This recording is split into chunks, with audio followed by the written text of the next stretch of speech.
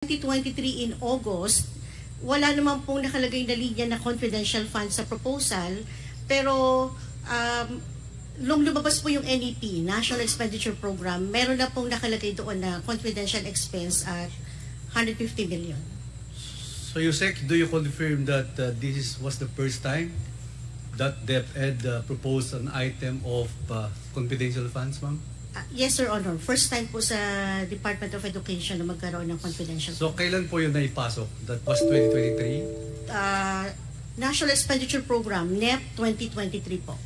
So how the amount determined? Paano dinidetermine? At paano nyo nilalagay sa line item? Did you enter in the budget of DepEd? And then what's the cost of this insertion, ma'am? Ano ang formula to put it as a line item of DCF?